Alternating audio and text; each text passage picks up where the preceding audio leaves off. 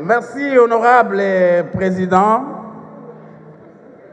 honorables membres du bureau, honorables députés, chers collègues.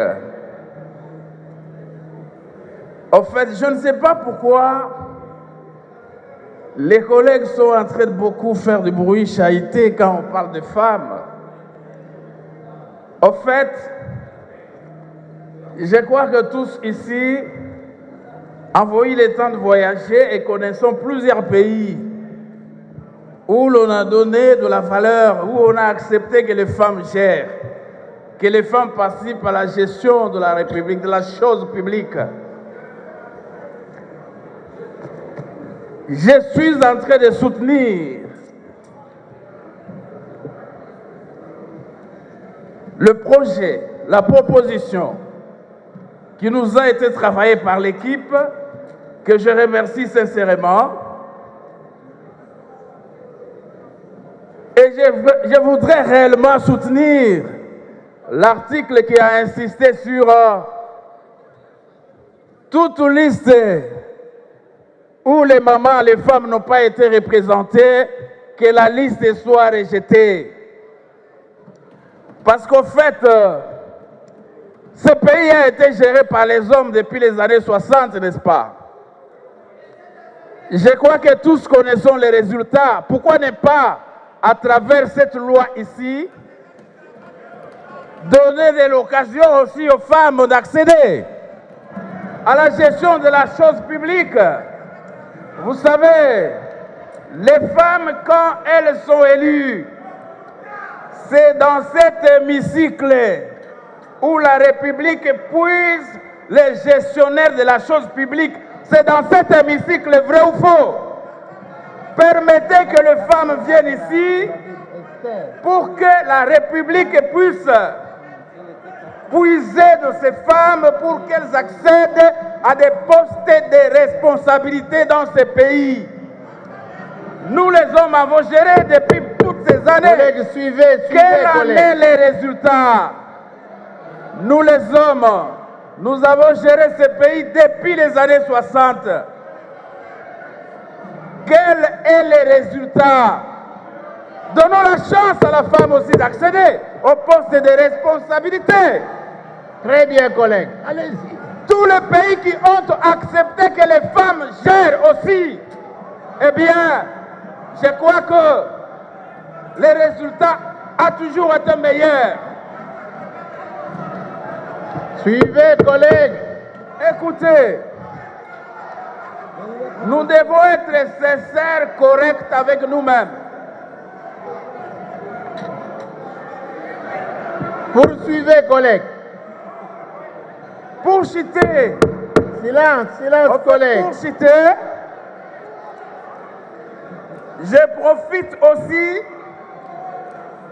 sensibiliser les femmes qu'elles adhèrent en majorité dans des partis politiques et que le responsable des partis politiques accorde de la chance aux femmes. Donnez aussi des responsabilités aux femmes dans des partis politiques. Acceptez que les femmes aussi se retrouvent sur des listes lors des élections.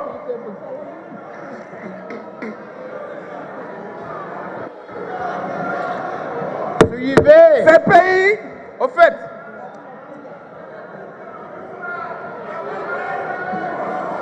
Suivez, collègues. vous savez, écoutez, suivez-moi attentivement.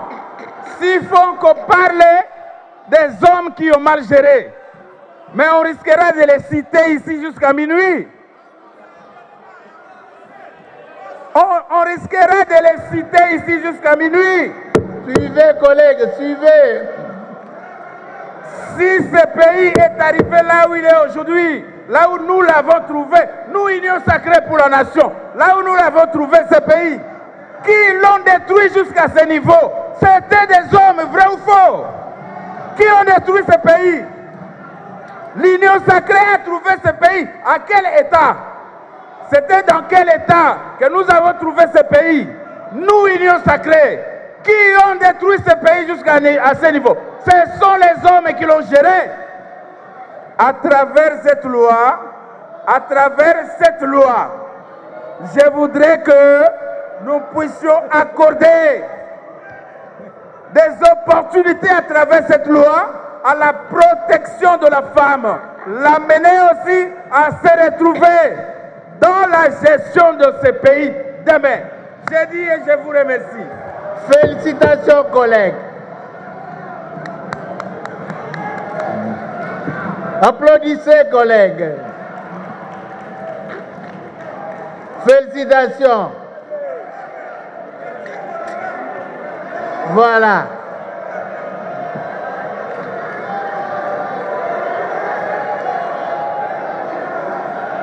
Très bien. Chers collègues, le bon vin vient en retard. Telles sont les bonnes paroles.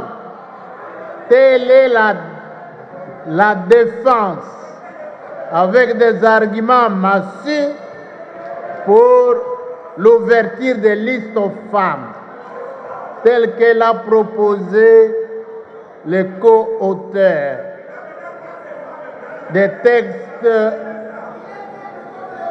sous examen. Chers collègues, pensez à l'histoire d'Esther dans la Bible.